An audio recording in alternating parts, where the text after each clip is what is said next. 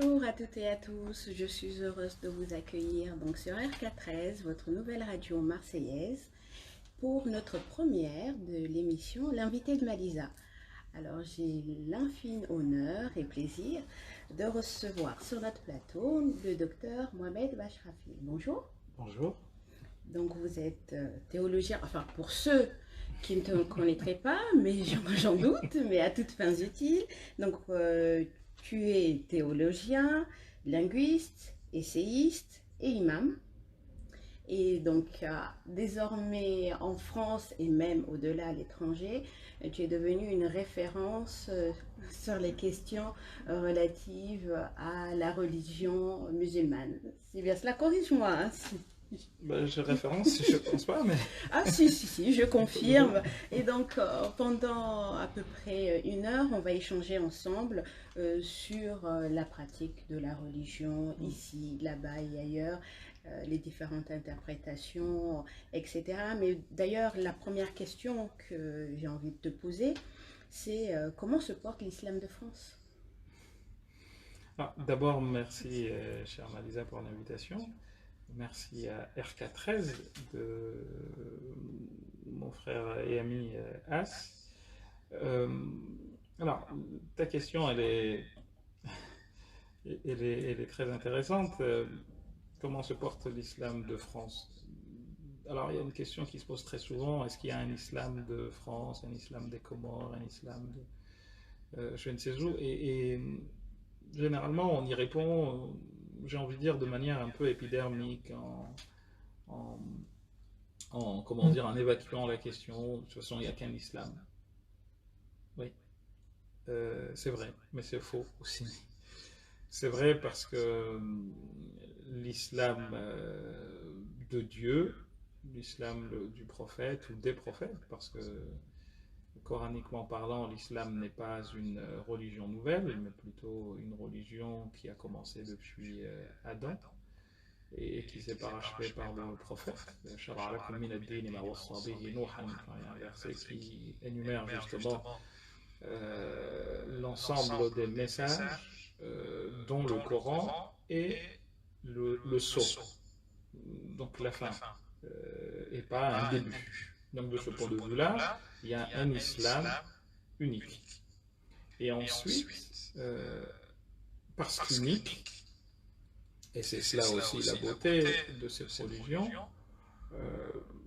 il a su garder son essence tout en s'adaptant aux réalités auxquelles il a eu à faire face. Et c'est un point de vue sur lequel je pense nous aurons à revenir, étant donné que souvent on confond arabité et islamité. Or, ce n'est pas tout le temps le cas, voire très rarement le cas. Le problème qui se pose, c'est que on a tellement confondu les deux qu'aujourd'hui,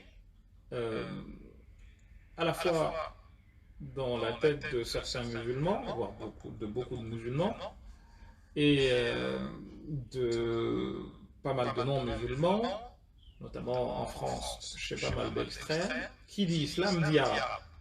J'ai même entendu une fois dans un reportage télé un monsieur et une dame dire oui, ce sont des chrétiens musulmans. Partant de ne pas en parler de Libanais, et comme c'était des Arabes, c'était des chrétiens musulmans. Donc il y a un amalgame qui est renforcé par les médias. Que nous-mêmes nous faisons. Et d'ailleurs, comment il suffit de parler arabe pour passer pour un musulman. Or, l'islam est une chose, l'arabité en est une autre. La religion a été révélée en arabe, le Coran a été révélé en arabe, comme la Torah a été révélée en hébreu, parce que le peuple qui en a été le principal récipiendaire parlait cette langue-là. Et en linguistique, quand on définit une langue, on dit que c'est un système. Donc nécessairement, lorsque l'on s'adresse à un peuple ou à une personne, on doit comprendre quels sont les sous-bassements anthropologiques, sociologiques, philosophiques, qui sont les siens pour qu'ils puissent comprendre ce qu'on dit. En fait, en tout cas, si on ne fait pas de cette manière, on ne va pas être compris. Je vous donne un exemple très simple, et je vais rentrer dans le vif du sujet. Il y a dans les langues ce qu'on appelle des idiomes. Et les idiomes, par définition, ne sont pas traduisibles. En français, par exemple, et en comorien, si je vous dis, en partant du comorien, je me rappelle qu'un peu plus jeune, on jouait avec certaines de ces expressions. Quand on dit de quelqu'un qu'il a des yeux de mouche, en comorien. Si on dit en français à quelqu'un, ben, toi, tu as des yeux de mouche, est-ce que c'est compréhensible? Ça ne veut rien dire en français. Ça ne veut rien dire du tout en français, mais en comorien, ça veut dire que tu as peur, ou que tu as honte. Ça, c'est pas traductible, en fait. Matwanzi. Matwanzi, exactement. Quand, en arabe, j'ai eu à le dire une fois sur une chaîne de télé, quand tu veux dire en arabe que tu m'as fait plaisir, on dit en arabe athlajta sadri. Et athlaja, ça vient du mot thalj, qui veut dire neige.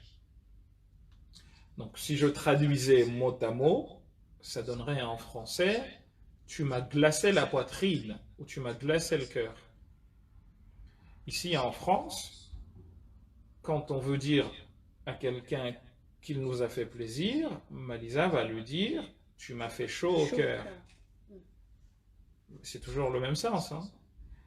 Mais ce qui est très intéressant, et je le dis souvent à mes étudiants en cours de traductologie, c'est qu'on voit que d'un côté, pour dire la même chose, le français dit « tu m'as fait chaud au cœur » et de l'autre, toujours pour dire la même chose, on dit « tu m'as fait froid au cœur ». Pourquoi? Les sous-bassements dont j'ai parlé à l'instant sont la seule explication possible ici. Celui qui vit dans le désert à 60 degrés à l'ombre a nécessairement besoin de fraîcheur. Et le meilleur, le plus grand des bonheurs qui puisse lui arriver, c'est qu'on lui offre de quoi lui donner de la fraîcheur. Et celui qui vit à Chamonix à moins 10, le plus grand cadeau qu'on puisse lui faire, c'est qu'on lui donne de la chaleur. Donc, pour dire la même chose, l'expression est la même, mais, enfin, le sens est le même, mais l'expression, elle, est fille des réalités géographiques, anthropologiques, etc., qui constituent le substrat ou le sous-bassement de l'intellect, pour faire simple, de la personne. Donc, pour revenir à la question de l'islam de France, en fait, l'essence est la même. Donc, c'est comme le sens de tout à l'heure. Et c'est la raison pour laquelle on trouvera que ce qui en constitue les points fondamentaux ne bouge pas. En revanche, ce qui est de l'ordre des contrats sociaux, eh bien, c'est pas la même chose. Et c'est là où justement on a des divergences. Et j'observe une tendance un peu dangereuse aux Comores ces derniers temps. Parce que certains, formés dans des pays différents, rentrent avec la culture, donc avec l'islam de ces pays-là, qu'ils prennent pour l'islam, avec un grand I, et l'emmènent aux Comores. Mais on va y revenir. Et nécessairement, ça crée des tensions. Mais on va y revenir. On va pas brûler les étapes. Il y a un très beau proverbe comorien qui dit « il ne faut jamais emmener un mariage dans un mariage ». Et ce qui est vrai ici ne l'est pas forcément ailleurs. Mais tout cela vient de ce que nous n'avons pas réussi à distinguer comme il se doit ces deux ordres. L'ordre vertical qui est ce qu'on appelle en droit musulman el-ibadat, les actes d'adoration, et l'ordre horizontal qui est ce qu'on appelle el-mu'amalat, les actes contractuels qui, eux, me mettent en relation avec mon semblable. Autant les uns sont immuables, autant les deux autres sont justement à renouveler continuellement. Il fut un temps, par exemple, où le monde était gouverné, ou plutôt fonctionnait sur la base de guerres permanentes entre cités. Aujourd'hui, aucun peuple dans le monde n'aime la guerre, y compris les plus belliqueux, les plus les plus bellicistes. Donc, comment expliquer cela? Je me rappelle, ou je donne souvent l'exemple d'Erasme, ce grand humaniste hollandais, qui avait commis un texte extrêmement beau et intéressant, dans lequel il dénonçait les guerres intestines, et souvent illogiques, qui, pour des raisons futiles, éclataient entre les monarques européens au XVIe siècle. Et Hugo, au XIXe, a parlé des États-Unis d'Europe. Et une des choses dont il parlait, c'était justement que l'Europe arrête de se taper dessus. On vient de fêter les 70 ans à peu près, donc de 45 à aujourd'hui, 75 ans maintenant, pendant lesquels l'Europe a réussi à ne pas se faire de la guerre. Donc vous voyez que autrefois, on avait une manière de voir le monde qui n'est pas du tout la même qu'aujourd'hui. Donc tout ceci pour vous dire quoi? Tout ceci pour vous dire que, pour ne pas m'éloigner du sujet, l'essence, elle est la même. Donc ce qui est de l'ordre du vertical, mais ce qui est de l'ordre de l'horizontal, donc entre hommes, si je puis dire, eh bien ça, c'est les hommes qui le font, mais en obéissant à des idéaux. Et je pense que c'est là tout le tort des théologiens musulmans, entre guillemets, aujourd'hui. C'est que l'on confond les deux ordres. Les actes d'adoration et Exactement. Les actes contractuels. Les actes d'adoration, c'est un peu comme un match de foot, hein, vous me passerez l'expression. Un match de foot a des règles qui ne sont pas celles du rugby. Et celui qui a créé le foot a dit que l'on jouerait comme ci, comme ça. Dieu a voulu que nous l'adorions. Et comme il a voulu que nous l'adorions, il a fixé la manière dont l'adoration devait se faire. Donc, la prière, il y a 5 prières par jour. Tu ne vas pas en inventer 2 de plus. Il y a le pèlerinage, 1 fois par an. Il y a le jeûne, 1 fois par an. Donc, tout cela relève de ce qu'on appelle el mu'amalat, les actes verticaux. Tu n'as rien à faire dedans. Limite, on ne cherche pas à ce que tu expliques le pourquoi du comment. Parce que l'imam al-Ghazali appelait l'a'mal al-ta'abbudiyya, des pratiques qui sont de l'ordre de la pure adoration. Il n'y a pas de logique dedans. Pourquoi il y a 5 prières? Il y a des savants qui ont expliqué, mais ça relève encore une fois d'interprétation personnelle.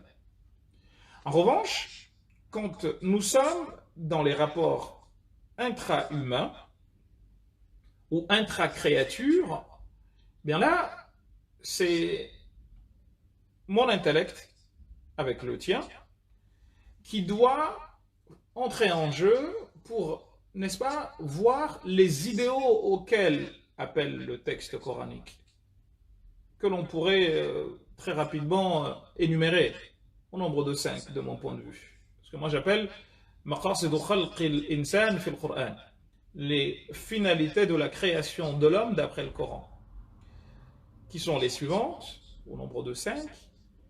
L'homme a été créé pour être éprouvé. Donc on passe un examen, au sens de passer un examen ici, et c'est pour ça que le Coran le dit à plusieurs reprises, linabluwakum ayyukum ahsanu amala, pour voir lequel parmi vous est le meilleur en pratique. Nous avons été créés pour nous connaître mutuellement. Ja'alnakum shu'uban wa qaba'ila lita'arafu, pour que vous vous connaissiez mutuellement. Troisième finalité, l'adl, donner à tout ayant droit son droit, l'équité. Quatrième finalité, l'iman, la foi en Dieu. Cinquième finalité, l'adoration de Dieu. Donc à la lumière de ces 5 finalités, les hommes organisent le rapport les uns avec les autres. Ce qui fait qu'en réalité, quand vous voyez le prophète au moment de sa mort, il n'a donné aucune consigne de gouvernance. C'est assez intéressant en fait. Il est mort, il n'a désigné personne. Parce que s'il avait désigné quelqu'un, eh bien ça deviendrait, comment dire, une mode de désignation. Mais il a désigné personne. Alors je sais que l'on a inventé des choses à gauche et à droite pour dire c'est un tel, mais en réalité il n'y a rien. Même Al-Juwayni d'ailleurs, un grand juriste shafi'ite, l'a très bien dit dans un bouquin. Il n'y a rien en fait de cela. Et c'est la raison pour laquelle les compagnons se sont retrouvés dans l'obligation de devoir travailler. Et il y a eu énormément de factions que l'on pourrait résumer en nombre de 3, peut-être nous y reviendrons. Mais il y a donc pas eu de système politique à proprement parler. Et c'est la raison pour laquelle aujourd'hui nous sommes en République. Il n'y a aucun problème en fait à ce que nous soyons en République. Hier, il y avait des califats. Mais le califat n'a été révélé par personne en fait. On fait des interprétations tirées par les cheveux à gauche et à droite, mais en réalité, il n'y a pas de système politique. Parce qu'en réalité, c'est les hommes qui savent ce qui, à un moment donné, est bon pour eux. Et ce qui a été bon hier ne l'est pas forcément aujourd'hui. Et ce qui est bon aujourd'hui, peut-être que demain, nous évoluerons vers un autre système qui ne sera pas un système républicain, mais qui permettra aux gens de vivre ensemble, tout en se respectant, tout en réalisant les 5 finalités. Mais vous voyez, c'est une chose que j'ai du mal à comprendre que les gens ne comprennent pas. Parce que quand tu relis l'histoire, en tout cas l'histoire de l'islam, tu t'aperçois que ce que l'on présente souvent comme une période dite d'âge d'or, c'est une période ultra violente. Moi, je dis souvent aux gens de regarder l'histoire du périmètre mécois et médinois. Qu'est-ce qui s'est passé? La Kaaba a été détruite combien de fois? C'est des musulmans qui l'ont détruite, la Kaaba. Autant des compagnons. Il y a eu des choses incroyablement violentes qui ont été faites. Les Omeyyades, ce que les Omeyyades ont fait aux Abbassides, ce que les Abbassides ont fait aux Omeyyades, mais Hitler n'a rien à envier à ces gens-là. À un moment donné. Et donc, moi je dis tout le temps, mais attention, n'ouvrez pas la boîte de Pandore. Mais j'aimerais quand même que les gens connaissent l'histoire, parce que c'est justement parce que l'on ne connaît pas l'histoire qu'on en vient à l'idéaliser. Mais si on sait exactement, et du coup on continue à penser que il faudrait revenir. Et attendez, c'est une histoire sanguine, ultra violente. J'aurai l'occasion sans doute, pour ne pas développer mes papiers, mais on aura l'occasion de revenir là-dessus. C'est ultra violent, mais quand je vous ai dit Hitler n'a rien à envier à ces gens-là, je pèse bien mes mots, c'est qu'il y a eu des atrocités d'une violence inouïe. Je pense que tu auras l'occasion de l'expliciter. Juste pour terminer sur ce point de l'islam de France, tu as évoqué à l'instant le bien vivre ensemble, on a parlé un peu de l'Europe. Face à la montée de l'islamophobie aujourd'hui, parce que c'est une réalité, comment y faire face? Et à quoi est-ce qu'on peut finalement, à quoi est-ce qu'elle est due? En tout cas, quelle est ton approche de cette situation qui perdure et la montée des extrémismes et des extrêmes en Europe, quand même, étaye finalement cette thèse selon laquelle il y a une grande montée de l'islamophobie. C'est devenu un grand sujet politique, un sujet de débat et même un sujet prépondérant lors des élections. Je pense qu'il faut aborder la question de 2 à 3 manières. Le point de vue religieux est de dire que dans le Coran, un des tout derniers chapitres à être révélé, en l'an 9 de l'Hégire, donc un an après le prophète est décédé, contient un verset dans lequel il est dit ceci. On va vous éprouver, on va vous éprouver dans vos biens et dans vos personnes. Vous entendrez de la bouche de ceux qui ont reçu le livre avant vous, et de la bouche de ceux qui sont païens, beaucoup de désagréments. Donc sur le plan théologique, C'est annoncé. c'est annoncé et c'est une vérité permanente. Un autre verset du Coran nous dit Alif Lam Mim ahasiba an-nasu an yutraku an yaqulu amanna wa hum la yuftanun. Les gens pensent-ils qu'il leur suffira de dire qu'ils ont cru sans être éprouvés? وَلَقَدْ فَتَنَّا الَّذِينَ مِنْ قَبْلِهِمْ. Nous avons éprouvé ceux qui sont avant eux. Pourquoi ne le ferions-nous pas avec vous? Donc il faut, de ce point de vue-là, comprendre que c'est une réalité, comment dire, c'est une constante de l'équation. Qui est-ce qui le fera? Ça, c'est le variable. Mais la constante, elle est là. C'est qu'on est éprouvé, et ce n'est pas propre à l'islam, en fait. Donc ça, c'est le premier point. Donc ne pas être étonné. Et se préparer, n'est-ce pas, à entendre des choses et d'autres qui ne vont pas forcément nous plaire. D'où cette notion de liberté d'expression, qui est fondamentale, en fait, en islam. Dernièrement, je préparais un sermon sur les gires. Et je suis arrivé à une chose, enfin, à laquelle je n'avais jamais pensé avant, qui est que le calendrier musulman choisi par Omar ibn Khattab, le deuxième calife de l'islam, commence justement, ou a décidé de prendre pour début l'hégire, l'année de l'hégire. Pourquoi, en fait? Et je me suis dit, en fait, c'est parce que l'hégire, donc le passage du prophète et des compagnons, notamment le prophète, quand il part de la Mecque, où il a été persécuté, lui et ses compagnons, vers Médine, eh bien, en fait, ça célèbre la liberté d'expression. Puisqu'il n'a volé personne, il n'a tué personne.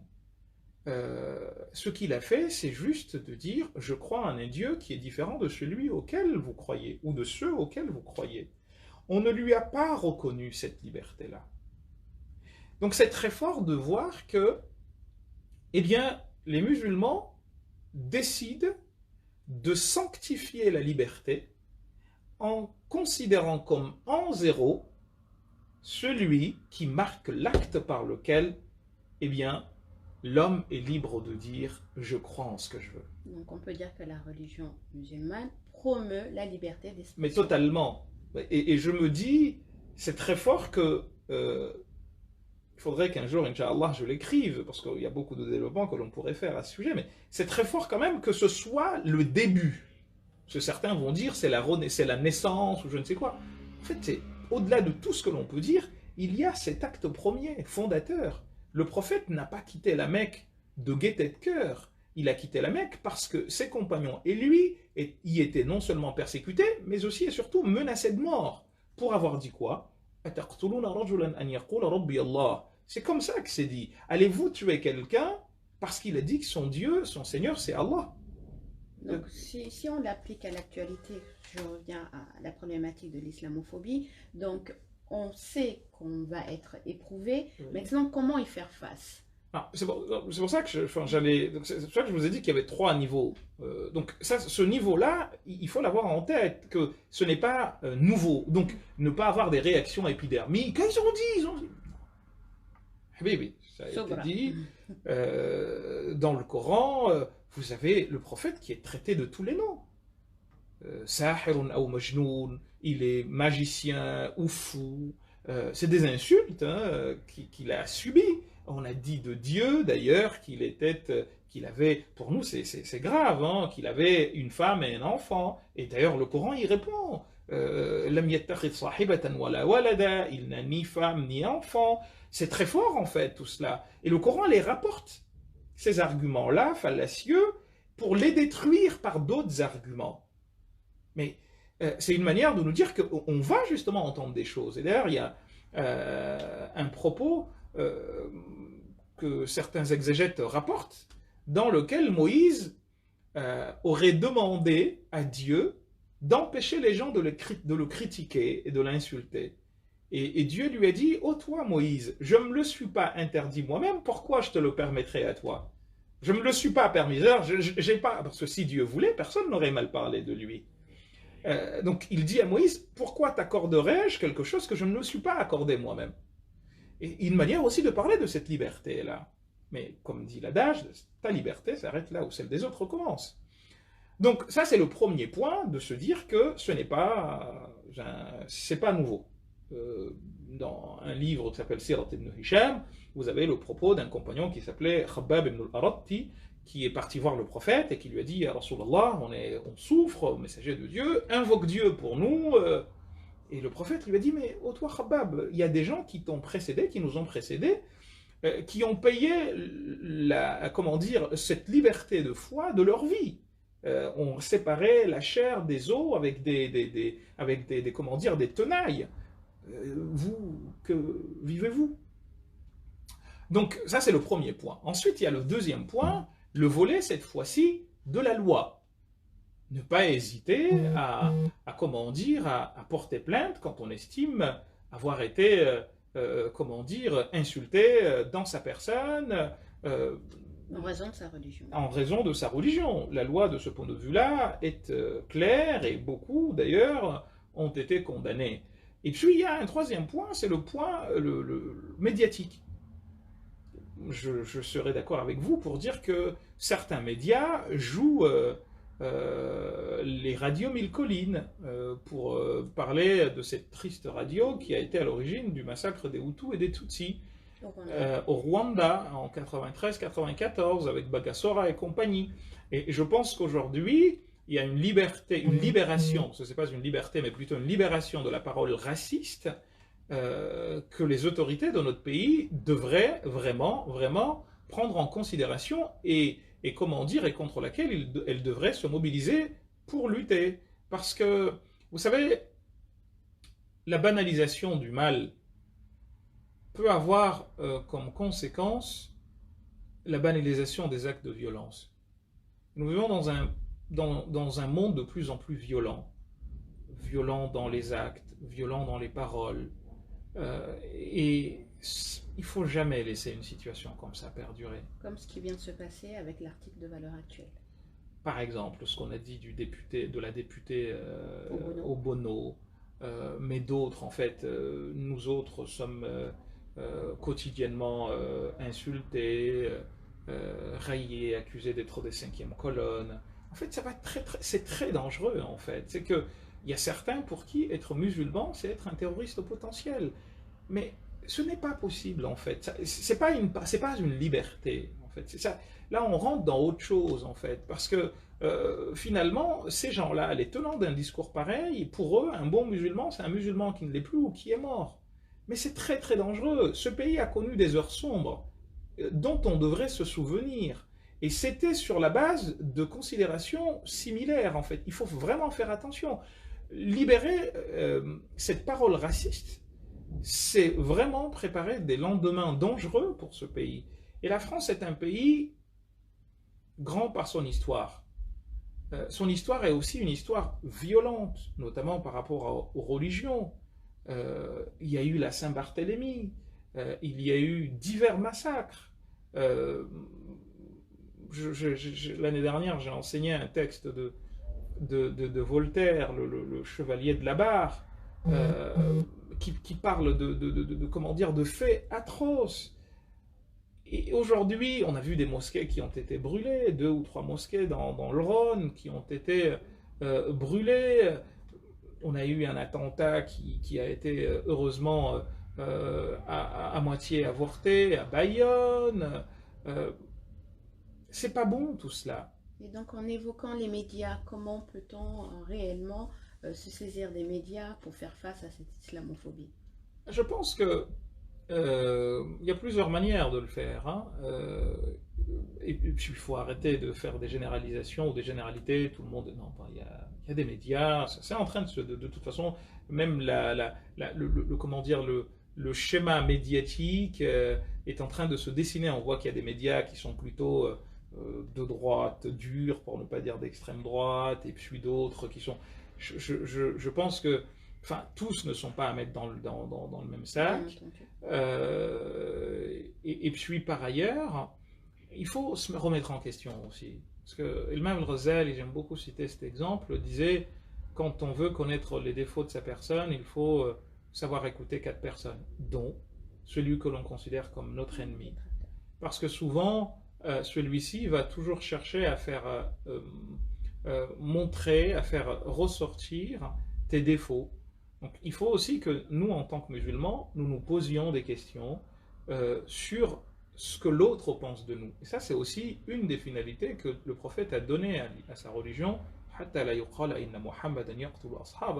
dit, pour pas que l'on dise que Mohammed fait tuer ses compagnons. Donc l'idée, ce que les autres pensent de nous, c'est aussi quelque chose que nous devons prendre en considération et travailler à améliorer.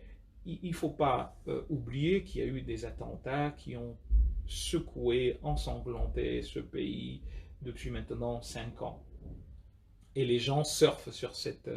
les gens, je dis les gens ici, comprenons-nous, c'est les personnes qui tiennent ces paroles islamophobes.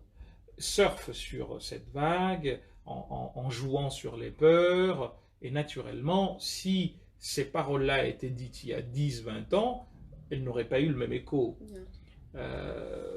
Donc, cette violence-là, en réalité, c'est une violence que l'on trouve autant chez ceux qui se disent musulmans et qui commettent des actes criminels, ici et là dans le monde, que chez ceux qui se disent leurs principaux ennemis. Le terroriste de Christchurch, mais également ceux pour qui l'islam est monolithique et l'islam est une religion violente, en fait, ils tiennent la même vision que Daesh. Et en réalité, ces gens-là tirent dans la même direction, sauf qu'ils ne portent pas les mêmes maillots. D'ailleurs, le vocabulaire, il est le même, en fait. Vous savez, un extrémiste est un extrémiste.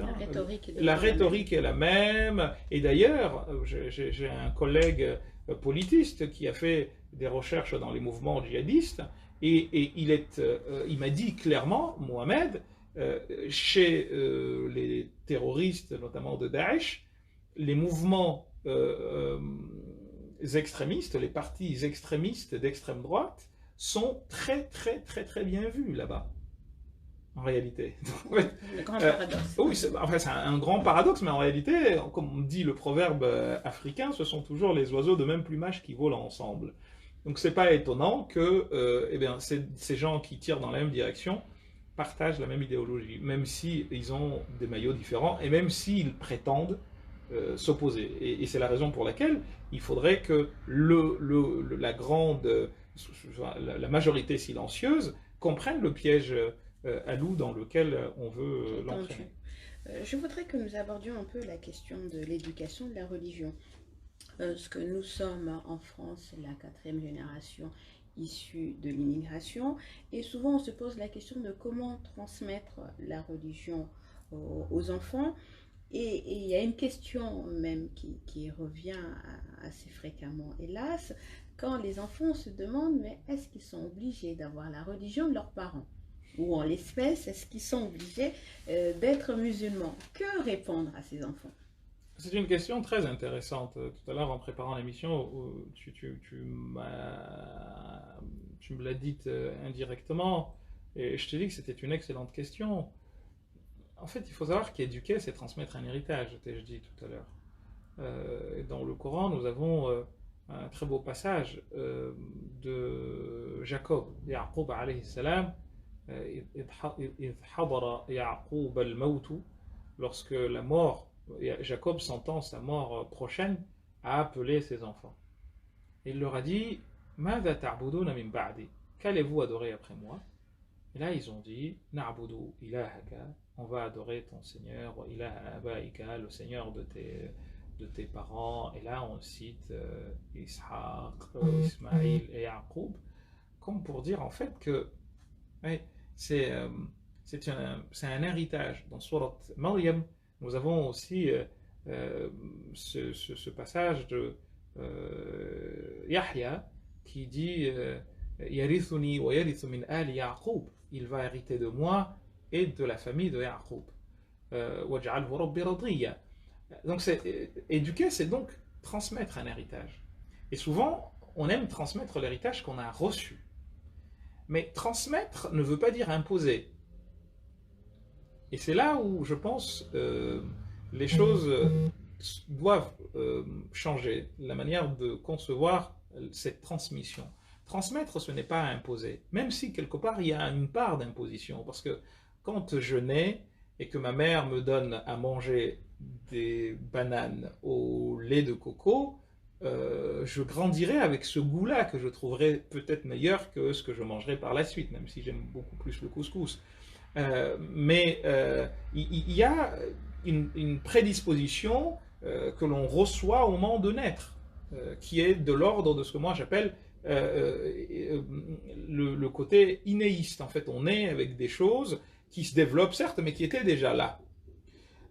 L'éducation au sens de foi, le prophète dit dans un propos à ce sujet ceci: tout enfant qui naît sur la fitra. Et je pense que ce hadith n'a pas fait l'objet du commentaire, de mon point de vue, et je peux me tromper, qu'il mérite. Souvent on dit on est dans la fitra. Mais qu'est-ce que la fitra? La fitra, pour moi, c'est un peu l'équivalent de l'état de nature chez Rousseau, notamment dans son fameux discours sur le fondement et les fondements et l'origine des inégalités parmi les hommes. Qu'est-ce que l'état de nature? L'état de nature, c'est un état hypothétique, dans lequel l'homme est bon foncièrement, et ce qui lui arrive par la suite, lui par exemple considère que c'est la notion de société qui a perverti l'homme, notamment à partir de l'instant où certains ont dit que telle chose m'appartient. Enfin, ça c'est le propos de Rousseau qu'on peut partager ou pas partager. Mais ce qui est intéressant dans cette manière de voir les choses, c'est que quand on dit fitra, c'est que l'on parle de la nature primaire de l'homme, qui est une nature qui repose sur deux choses, en fait. C'est une nature qui repose sur l'amour de ce qui lui plaît et la détestation ou le rejet de ce qui lui déplaît. En fait, l'islam, le prophète le présente ainsi. Donc, c'est une religion de la fitra, c'est-à-dire une religion qui veut le bien de l'homme à tout point de vue. Et parce que justement de la fitra, il ne peut pas, ou elle ne peut pas, cette religion, être une religion biscornue, compliquée. Ce que malheureusement nous œuvrons à faire au quotidien. Ce doit être quelque chose de facile en fait. Quelque chose que l'humain dans son fort intérieur va ou peut aimer. Quand par exemple il est question de choses difficiles, le Coran le dit.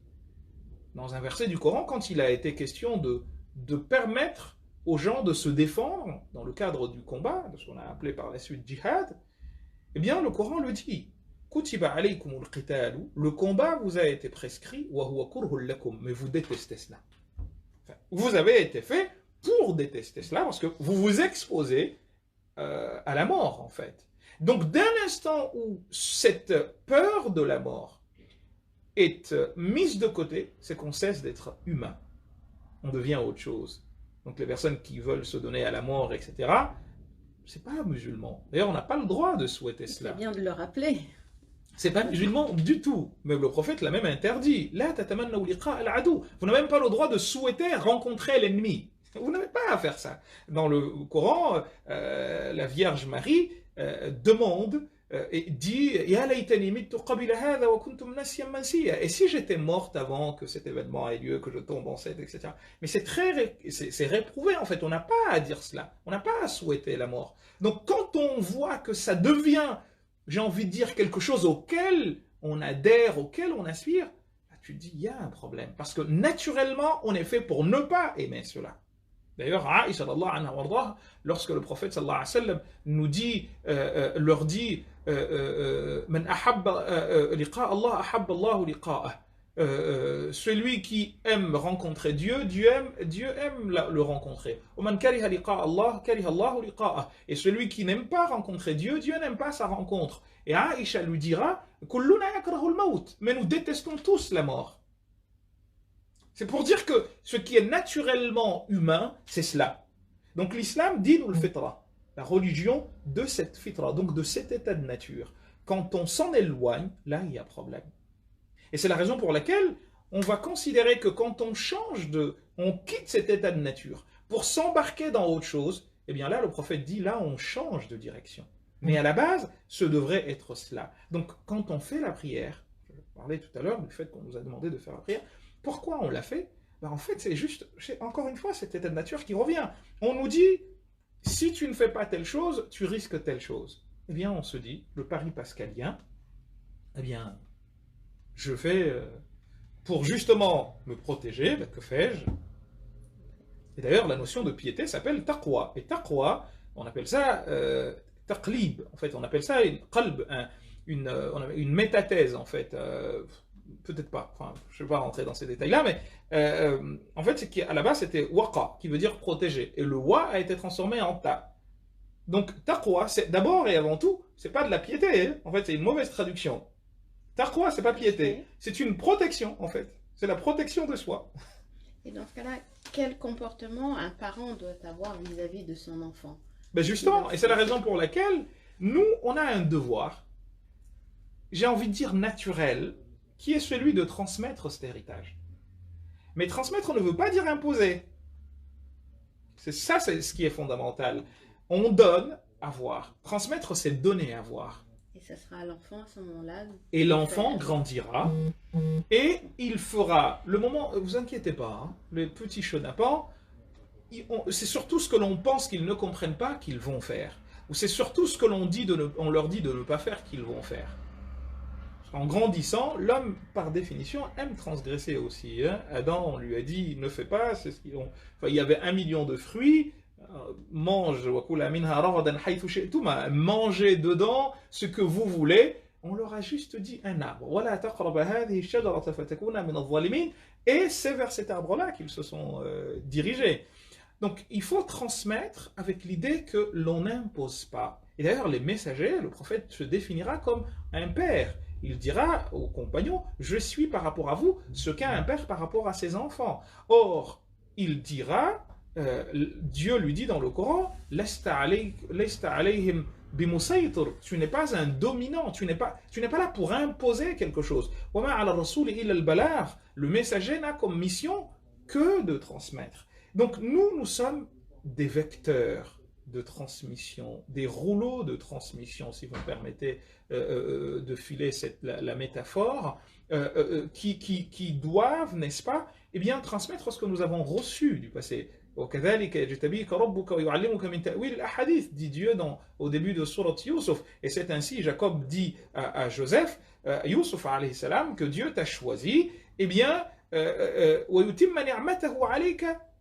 et il va parfaire, parachever les bienfaits sur toi. Et là, on rentre dans cette idée d'héritage, comme il l'a transmis, il les a parfaits, ces bienfaits, à tes pères qui t'ont précédé, Ismaïl, ou Ishaq, Ismaïl et Isaac. Donc, nous avons comme mission de transmettre cet héritage.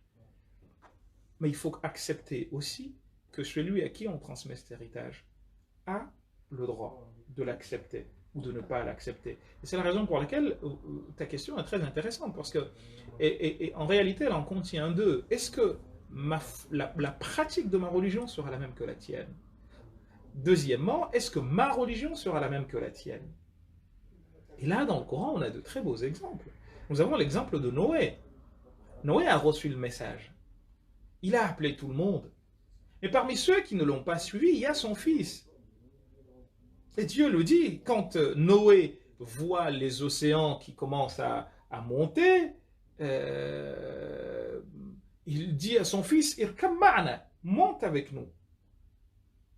Et quand Dieu lui parle des océans, enfin, il invoque Dieu, il dit, Innabni min ahli, il y a mon enfant qui est en train de partir. Et Dieu lui a dit, Innahu laysa min ahlik, innahu amalun ghayru salih. Donc on voit bien que c'est quelque chose de très fort, en fait, de dire, c'est pas obligatoire que ce que l'on transmet soit accepté comme tel. Et je veux même aller plus loin. Il y a des gens qui se posent des questions au sujet du fait que sa femme soit voit les choses d'une façon et le mari d'une autre. Comment ça se fait? Oh, non. Dans Surat al-Tahrim, un chapitre qui s'appelle le chapitre de l'interdiction ou de la prohibition, Dieu donne un exemple. Pour ceux qui ont mécru, imra'ata Nuh wa imra'ata Lut. la femme de Noé et la femme de Lot. Ces deux femmes, c'était les femmes de messagers, pas n'importe lesquelles, parmi les plus grands. Nuh fait partie de ceux qu'on appelle Ulul Azm, il fait partie des plus grands messagers. Mais sa femme n'était pas croyante. Une belle leçon d'histoire finalement et aujourd'hui à transmettre. Mais on va vous dire, oui, mais mais non, justement, on n'est pas fait pour être intellectuellement siamois.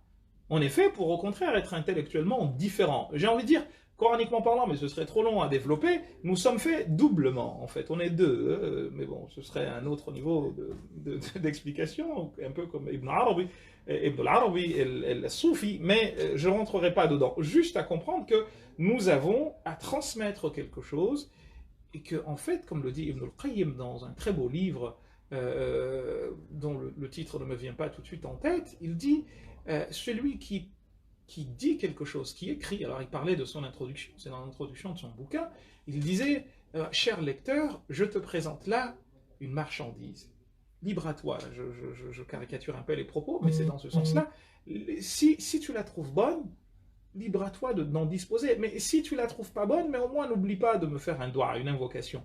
Donc en fait, moi je transmets, et on aime bien que nos enfants nous ressemblent, on aime bien que nos enfants suivent les chemins que nous traçons, etc. Mais ils peuvent choisir, comme les messagers d'ailleurs, Nuh, alayhi salam, il dit, Seigneur, Seigneur, plus je les appelle, plus ils s'éloignent du message. C'est une belle histoire en fait, mais je trouve que le Coran est rempli de tellement de métaphores, mais que nous lisons de manière épidermique sans rentrer dans les profondeurs, que malheureusement on passe, de mon point de vue, et encore une fois je peux me tromper, on passe à côté de beaucoup de choses. Ouais. Il nous reste un peu moins d'un quart d'heure, j'ai deux dernières questions. Tout d'abord, on est en 2020 et certains continuent à prôner l'application d'un islam rigoriste, un peu, certains diront archaïque. Est-ce que nous pouvons interpréter différemment aujourd'hui certains préceptes de la religion? Autrement dit, est-ce qu'on doit continuer à appliquer la religion avec les lunettes du passé ou on doit l'actualiser? C'est tuer la religion que de vouloir la figer. En tout cas, ce qui est de l'ordre, encore une fois, des contrats. Rappelez-vous les deux ordres. Adoration et contrat. Exactement. Ce qui est de l'ordre des contrats, c'est chercher à tuer la foi de la religion, c'est chercher à tuer l'âme de la religion que de chercher à le fixer. Il y a des gens qui malheureusement continuent à vouloir raisonner avec les lunettes de gens qui ont vécu à 50 ans. Cher ami, c'est fini tout cela, en fait. De toute façon, c'est un combat perdu. Le problème, c'est que ça nous retarde. C'est tout. C'est juste ça le problème. Vous savez, il y a deux choses auxquelles on résiste jamais. L'eau et le temps. Tu peux faire ce que tu veux, tu peux construire toutes les digues du monde, mais l'eau finit toujours par gagner. De la même manière, le temps finit toujours par avoir raison, autant des corps que des idées. Donc, quand le prophète sallallahu alayhi wa sallam dit à ses compagnons Ad-din yusrun, la religion, et il la définissait la religion. La définition est facilitée. Fa'awghil fihi birifqin. Rentre dedans avec douceur. Walan yushad ad-din ahadun illa ghalabah. Parce que quiconque cherchera à la tirer, à la rendre difficile, eh bien, il se fera jeter par-dessus bord. Chercher à figer la religion, donc au niveau contractuel, je le répète, c'est au fond chercher à faire en sorte que le monde ne bouge pas. J'ai entendu quelqu'un l'année dernière, ici en France, dire que de toute façon, il faudrait figer les choses pour aller regarder ce que disent les livres. Mais t'es un pauvre idiot, en fait. Parce que les livres sont faits pour être dépassés. On doit ouvrir les portes de l'effort? Les portes de l'ijtihad, en fait, elles doivent être ouvertes. Et l'imam As-Suyuti, qui est mort en 911 de l'Hégire, a écrit un bouquin qu'il a intitulé Ar-Raddu ala man akhlada ila al-ardi, la réplique à ceux qui se sont enracinés sur terre, wa jahila an al-ijtihad fi kulli asrin fard, et qui ignorent que l'effort d'interprétation est obligatoire en tout temps. Pour rappeler finalement ce que c'est que les portes de l'effort et l'ijtihad, parce qu'on a tendance aujourd'hui à comprendre des choses différemment en se disant non, il faut appliquer stricto sensus, alors qu'il Ben, faudrait en fait, faire l'effort. moi je veux bien qu'on applique stricto sensu, mais ce que nous aurons compris nous-mêmes de ce que les textes disent. Comment dire, de rapporter tel quel, encore une fois dans le domaine des contrats, qu'on en bien, hein. Oui, bien Je ne sûr. suis pas en train de dire aux gens, on va revoir la manière de faire la prière, ou que sais-je encore. Non. Je pense qu'il y a deux points fondamentaux sur lesquels nous devons nécessairement travailler sous peine de condamner notre religion à disparaître, ce qu'elle ne subira jamais, en tout cas pour les croyants que nous sommes.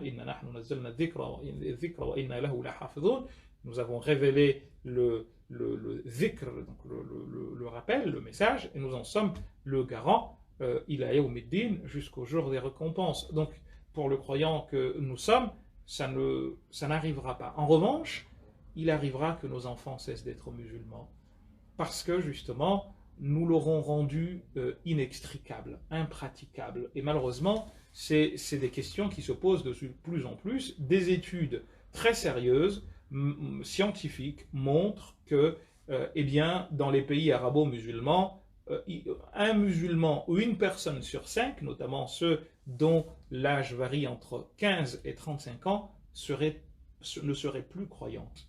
C'est énorme.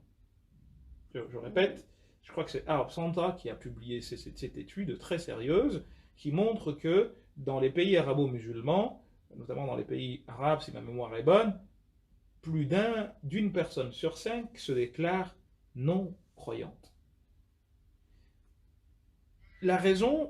Une des raisons, c'est justement cette charge pondérale, voilà, cette charge pondérale du halal et du haram. Et la religion, c'est pas ça, en fait. Vous savez, les interdits coraniques, il y en a à peu près une dizaine, hein, à peine. C'est vraiment pas grand-chose, en fait. Vous prenez les 10 commandements, vous avez les interdits musulmans. Regardez, toutes les feuilles du monde peuvent être mangées. Alors, on parle de drogue, parce que ça enivre. Mais sinon, tu sors dehors, sauf celles qui donnent la mort, en fait. Combien de bêtes peuvent être mangées, même s'il ne faut pas en abuser non plus. Je veux dire, il y a 1 million de choses. À la base, tout est halal. C'est ça la règle en islam. Al-aslu fil ashya' al-ibaha. On appelle al-bara' al-asliya. À la base, tout est halal. Et à la limite, celui qui vient dire que c'est interdit, c'est à lui de donner la preuve. Je vais peut-être, puisqu'il a son manque de temps alors que les questions sont nombreuses, aborder très rapidement ce qui se passe au sein de l'archipel des Comores. Alors, c'était pas prévu lorsqu'on a préparé l'émission, mais je voudrais quand même très succinctement qu'on en parle. Alors, d'une part, il y a ce qui se passe à Mayotte. On a vu très récemment des personnes défiler avec le drapeau de Daesh. Donc, à Mayotte? À Mayotte. Ah bon? Oui. Le drapeau de Daesh, des gens ont défilé avec le drapeau de Daesh à Mayotte? C'est ce qui s'est passé hier. Hier? Ah, bon, je pensais que tu étais au courant. Non, je suis désolé. En fait, je suis en train d'écrire un livre et je m'enferme un peu, donc je ne suis pas très au fait de ce qui se passe. Je comprends. Et d'autre part, ce qui se passe dans les autres îles de l'archipel, notamment des lois qui ont été prises dans l'Union des Comores pour régir la religion, notamment face à l'arrivée, paraît-il, du schisme aux Comores. Donc désormais, même au sein de la Constitution, on a précisé que la religion musulmane, en précisant le rite qui doit être appliqué aux Comores, etc.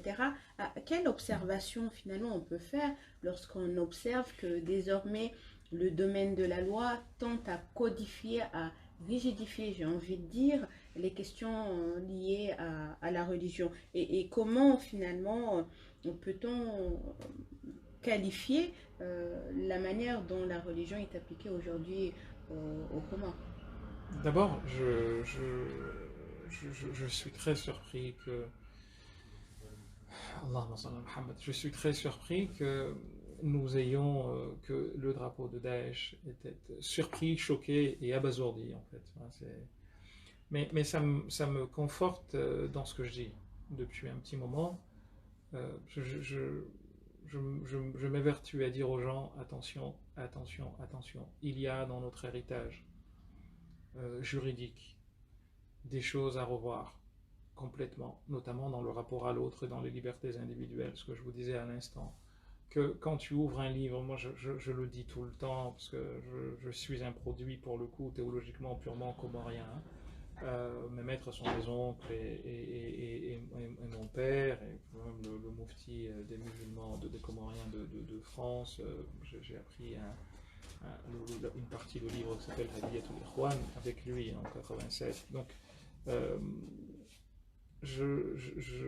j'en parle vraiment avec gravité en disant attention. Moi je suis né en 78, donc c'est plutôt les années 80-90 qui sont les miens, entre guillemets, par rapport à l'enfance. Et on nous apprenait des choses qui, si elles sont enseignées aujourd'hui, vont provoquer justement ce qui se passe, ce que vous venez de dire. Je me rappelle qu'on lisait deux bouquins, enfin on en lisait beaucoup, mais il y en a deux qui me viennent en tête tout de suite. Il y avait un petit livre qui s'intitulait Majmou'atun tashtamilu ala arba'i rasail de monsieur qui s'appelait Ahmed Zindin Dahlan. Et dedans, on nous parlait de la prière et des punitions de celui qui ne fait pas la prière. Ah, outre le fait que la plupart des propos qui sont rapportés sont apocryphes, mais nous, on nous les enseignait pas comme ça. On nous disait que c'était la vérité. Et on nous disait par exemple que celui qui ne fait pas la prière, on n'a pas le droit de lui dire salam, on n'a pas le droit de s'asseoir avec lui quand il mange, la nourriture le maudit quand il sort de chez lui, la maison lui dit que Dieu ne fasse en sorte que tu ne reviennes pas ici. Les amis, si on enseigne ça aujourd'hui, c'est ça qui va se passer. On aura le drapeau de Daesh. Il faut vraiment que nous soyons sérieux dans ce que nous faisons. Un autre livre qui s'appelait, et je sais qu'il est encore enseigné, et je suis certain que des gens l'enseignent ici en France dans la communauté comorienne, s'appelle Safinatu al-Salah, Safinatu al-Najah. Donc Safinatu al-Najah, c'est un livre qu'on apprenait à l'âge de 6-7 ans. En tout cas, c'était mon cas aux Comores. On nous apprend dedans les bases de la foi ainsi que les rudiments de la pratique. Et il y a un chapitre dedans, enfin dans le chapitre des ablutions, donc ça s'appelle Bab al-Tahara, qui parle des ablutions sèches. Et à un moment donné, je me rappelle comme si c'était hier, on nous disait, enfin je me rappelle comme si c'était hier, parce que le livre, je pense le connaître un peu par cœur, il y a une partie, on nous parle des ablutions sèches.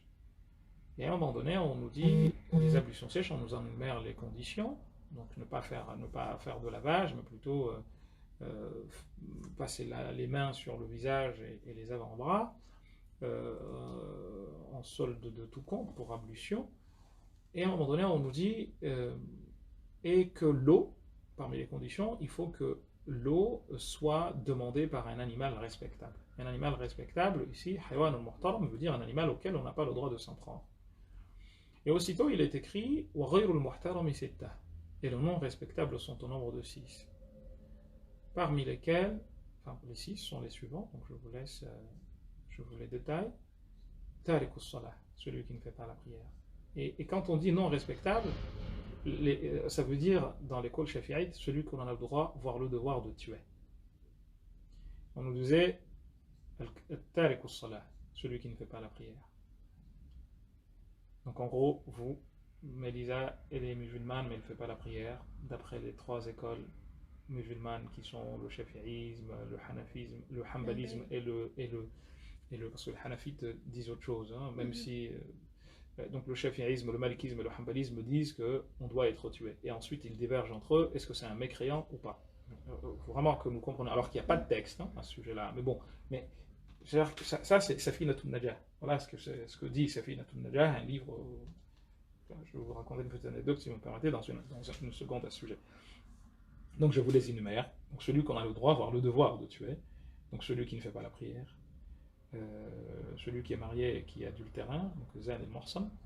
Et le Murtad, l'apostat. Donc on n'a pas le droit, on n'est pas libre de choisir la religion. Donc on est devenu, vous me passerez l'expression, je suis un peu dur, comme une mafia. Tu as le droit d'entrer, mais tu n'as pas le droit d'en sortir. En tout cas, tu en sors les 2 pieds devant. Et ça, c'est aussi admis dans le droit musulman. aucun problème, hein, même s'il y a des avis comme ceux de Sha'bi Omar ibn Khattab qui disent que la personne n'a pas à être tuée, mais qu'elle peut en revanche être emprisonnée jusqu'à ce qu'elle elle revienne à la raison, disait-il. Vous voyez, tout ça c'est anti-coranique, encore une fois. Il n'y a pas, moi je le dis et j'assume, il n'y a pas d'apostasie en islam, c'est anti-coranique. En fait, c'est condamner l'islam à disparaître. Bon, ce serait un long sujet si. À d'autres occasions, on le développera. Ensuite, il y a le kafir al-harbi. Celui-là, ça pourrait se comprendre, c'est quelqu'un qui nous combat, donc on se doit de. Et puis, on rajoute le kalb al-aqour, donc le chien mordant, ou al-khinzir et le porc. Alors, moi je me dis, ça c'est. Donc là, je vous parle de choses que j'ai apprises entre 84 et 85, hein, donc il y a maintenant à peu près 36 ans. 35-36 ans, je me dis, si vous enseignez ça aujourd'hui, vous préparez Daesh. Et c'est au fond là-dessus, voyez-vous, que je demande à ce que nous relisions les textes. Parce que c'est plus possible en fait. Et le problème, c'est que nous continuons à enseigner tel quel ces livres-là, comme si de rien n'était. Ça représente désormais un danger.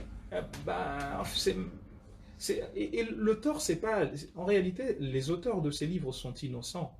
Parce que si nous avions vécu en même temps qu'eux, nous aurions pensé la même chose. C'est nous 2020, ce n'est plus possible. Exactement. C'est nous qui portons la responsabilité, justement. C'est nous qui allons faire en sorte que nos enfants vont renoncer à cette religion. Donc là, c'est aux théologiens que je lancerai un appel. Attention, sortons de nos considérations, comment dire, charlatanesques, pour nous inscrire dans un effort de relecture. Franchement, il en va de la survie de la religion. Il en va surtout de la continuation, de la perpétuation de celle-ci, si nous voulons vraiment que nos enfants suivent la religion. Et pour aller dans ce que vous disiez par rapport aux Comores, cette fois-ci, c'est très dangereux. L'histoire a montré que quand on s'embarque dans ce genre de choses, ça se termine très très mal. Il ne faut pas oublier, il y a un monsieur qui s'appelle Yaqut el-Hamawi. Il a écrit un bouquin d'histoire et il nous parle de l'ancienne ville d'Iran, l'ancienne capitale d'Iran, qui s'appelait Ray, Medinat Ray. Cette ville-là, les événements se situent à peu près vers 598, à peu près comme ça de l'Égypte. C'était une ville, une très grande ville, hein, c'est l'ancien Téhéran. Et cette ville va disparaître pour ça, pour les mêmes raisons, en fait. Yaqut el-Hamawi, il dit, j'y suis arrivé et j'ai trouvé que la ville était à feu et à sang. En fait, il n'y avait plus personne. Qu'est-ce qui s'est passé? Les sunnites et les chiites s'opposaient. Les sunnites étaient majoritaires et les sunnites étaient hanafites et shafi'ites. Ils se sont ligués pour exterminer toute personne se disant chiite. Ils les ont exterminés, au propre comme au figuré. C'est des musulmans entre musulmans, c'est des musulmans contre des musulmans. Ils les ont exterminés. Plus rien. Comme disent les Comoriens, plus aucune maison d'où sort une fumée. Et une fois qu'ils en ont fini avec eux, ils se sont retournés les uns contre les autres. Donc maintenant, sunnites contre sunnites. Entre les chafiites et les hanafites. Les chafiites étaient minoritaires, les hanafites étaient majoritaires, mais les chafiites étaient mieux organisés, donc ils ont exterminé les hanafites. Et quand je vous dis exterminer, c'est exterminer. Il n'est resté, il le précise très bien Yaqut, il n'est resté personne en vie qui se disait hanafite. Il fallait que tu caches ton hanafisme pour vivre, autrement tu mourrais. C'est très très dangereux, c'est un jeu dangereux auquel j'aimerais pas que nous jouions, mais malheureusement, souvent quand on politise les événements, on finit. Est-ce que la conclusion ce serait finalement, comme ce que vient de prôner le président au Liban, d'avoir un État laïque? Ali Soili l'avait préconisé par exemple. C'est-à-dire que l'État ne s'immisce plus dans les affaires de religion. En fait, c'est ce que je vous disais tout à l'heure, quand je vous ai parlé de l'histoire de distinguer les ordres, le spirituel, le vertical et le horizontal. Le prophète, en réalité, quand il arrive à Médine, les gens sont étonnés quand on dit que l'islam est par essence laïque. Oh, il a la laïcité. Il ne faut pas apprendre la laïcité de Zemmour et la confondre à la laïcité de Jaurès. Les pères fondateurs de la laïcité, ça n'a rien à voir. Et les spécialistes comme Boubero vous le diront.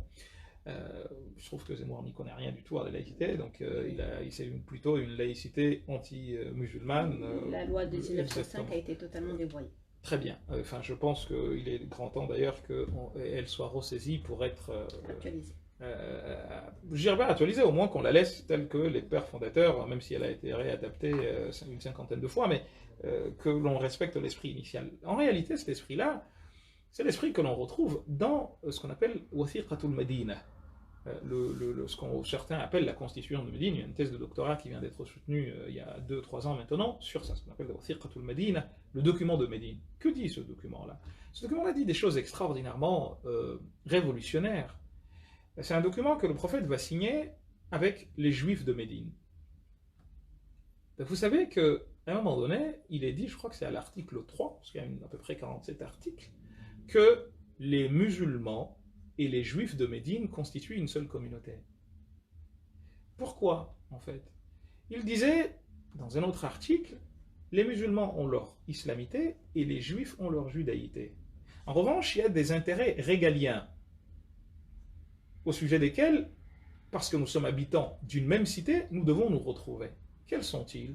La défense, nous devons mutuellement entraide, nous devons mutuellement, comment dire, nous partageons un certain nombre de choses, ce qu'on appelle le qawasim al-mushtaraka, des points communs, nous avons une langue commune, nous avons une culture qui malgré tout est la même. Et donc on voit que là, il n'y a pas de pouvoir religieux. Ils avaient leur loi, les Juifs avaient leur loi à Médine, hein, et ils rendaient justice sur la base de ces lois. Comme les musulmans ils rendaient justice sur la base de leurs lois. Voyez-vous? Donc aujourd'hui, en réalité, quel État faudrait-il? Ben, c'est un État, justement, de Wathiqatul Medina. Et ça rejoint la laïcité à la Jaurès. C'est que ce que je vous disais tout à l'heure, quand je vous ai dit que le prophète n'a pas donné de consigne quant à la manière de lui succéder, c'est très fort en fait, et c'est la raison pour laquelle on trouvera alors essentiellement deux théologiens musulmans, un monsieur qui s'appelait El-Assam et un autre qui s'appelait, comment dire, son nom ne me vient pas, Al-Fawti, si ma mémoire est bonne, qui disait justement que même le fait d'avoir un chef n'était pas obligatoire. La preuve, le prophète est mort et pendant 3 jours, les musulmans sont restés sans chef. C'est un peu anarchique, hein, soit dit en passant, mais il y a en fait l'idée que les contrats, l'ordre contractuel, c'est l'affaire des hommes, tout en respectant des maqasid, des finalités, des idéaux. Donc en réalité, le Coran appelle à des idéaux, et ces idéaux-là, nous sommes tellement loin aujourd'hui. Des idéaux d'égalité, des idéaux de justice, des idéaux d'entraide, des idéaux...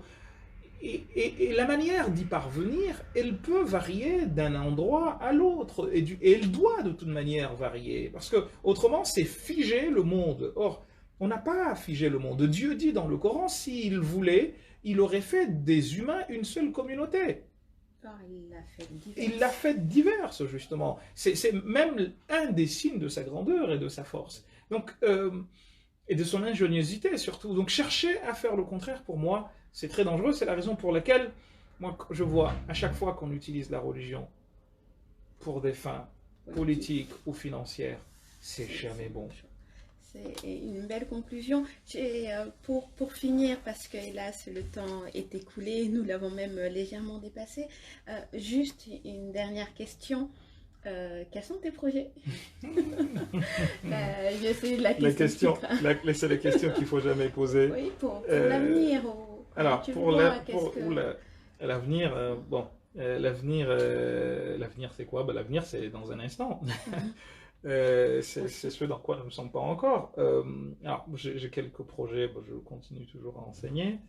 Je crois que c'est le plus beau métier du monde. Et puis j'ai quelques livres. J'ai signé pour 5 livres avec une maison d'édition, c'est les éditions Erol. Je suis très en retard d'ailleurs dans le premier. Je dois rendre le premier tiers dans 2 semaines. On va pas leur dire. Je suis très en retard. Ils le sauront obligatoirement le moment venu. Et puis quelques articles scientifiques aussi, notamment sur des savants comoriens qui ne sont pas connus, y compris des Comoriens. Tels que Al-Habib Omar, un énorme savant dont les Comoriens ne connaissent ni la vie ni l'histoire. Son père, qui était encore plus savant que lui, et d'autres. Donc j'essaye de publier dans des revues scientifiques mondiales leur œuvre, notamment un livre justement dont j'ai parlé tout à l'heure, Aqidatul Iman, une partie de Aqidatul Iman de Al-Habib Omar, et d'autres. Donc je suis sur pas mal de projets de ce genre, une fondation à gérer et d'autres, Inch'Allah, que Dieu nous en donne à la fois la force et les moyens de les concrétiser. Amin. C'est Voilà. tout ce qu'on te souhaite. Merci En tout cas, ça a été un plaisir de t'accueillir pour cette première. Et on a beaucoup appris aussi. J'espère. Donc, Pas grand chose, mais bon, on essaie. pour nous, c'est beaucoup. Mais c'est la fin de cette émission. Donc, nous avons eu le plaisir d'accueillir sur notre plateau le docteur Mohamed Bachrafil, donc pour une heure d'échange sur l'islam de France et même des Comores et sur l'actualité. Bon, hélas, le temps ne nous a pas permis d'aborder plein d'autres questions, mais j'espère Il y a la pédophilie aux Comores, malheureusement, c'est un sujet. On voulait aborder effectivement la condamnation de la pédophilie aux Comores. Condamner totalement, oui. Et puis avoir en fait que il faut. Alors, je comprends que les gens réagissent avec émotion. Mais il faut aller au-delà de l'émotion, voir comment on peut mettre en place des mesures de lutte efficaces. La précipitation n'est jamais de bon conseil. Voir vraiment comment on peut protéger l'enfant. La sensibilisation, la prévention, ouais. Et ensuite la répression. Oui, je pense que c'est Albert Jacquard qui disait que quand on veut punir, la meilleure façon de punir, c'est d'abord de faire prendre conscience à la personne qui a commis le délit que ce qu'il a fait n'est pas bien. Et tant qu'on n'y arrivera pas, en fait, des gens continueront à penser que, et puis sortir des justices, j'ai envie de dire, je dirais pas tribales, mais plutôt villageoises, que les gens de chez moi vont se réunir pour venir demander la libération de Mohammed parce que je suis l'enfant du village, etc. Enfin, ça se continue dans d'autres domaines, mais il faut que tout le monde soit jugé comme il se doit, indépendamment de sa couleur, de sa je ne sais quoi, de son je ne sais quoi. Il a commis un délit, il doit être jugé parce qu'il a commis un délit. Et puis un crime là en l'occurrence c'est un crime, et puis améliorer les conditions de détention. Je pense qu'on connaît, je ne sais plus quelle personne disait cela, on connaît comment dire, on arrive à mesurer, ou on sait comment est un peuple en regardant comment sont ces prisons. Je pense qu'il y a des gens qui sont en prison qui ne devraient pas y être, il y a des délits qui pourraient être, comment dire, soit condamnés autrement, enfin bref, je ne suis pas spécialiste, ça c'est ton domaine, le domaine du droit, mais même islamiquement parlant, il y a pas mal de choses également à revoir de ce point de vue-là. Merci effectivement d'avoir insisté sur ce point. C'était très important de rappeler qu'actuellement il y a une recrudescence, ou peut-être qu'en fait elle existait depuis longtemps, mais qu'aujourd'hui... C'est la parole s'est libérée, ce qui est une très très bonne chose. Merci MeToo. Voilà, MeToo entre autres. Au Comores, il y a beaucoup d'associations qui militent fermement contre la pédophilie, donc il était important qu'aujourd'hui nous puissions... Je ne les connais pas, mais je les soutiens du peu que je peux, et je les salue, et je leur envoie toutes mes ondes positives si j'en ai. Merci à toutes ces associations, merci à toutes ces personnes qui œuvrent contre la pédophilie aux Comores et même ailleurs, ici aussi bien entendu. Merci de nous avoir suivis. J'espère vous retrouver très bientôt pour une nouvelle émission. Merci à nouveau au docteur Mohamed Bachrafil pour sa présence. À très bientôt, chères auditrices et auditeurs de RK13.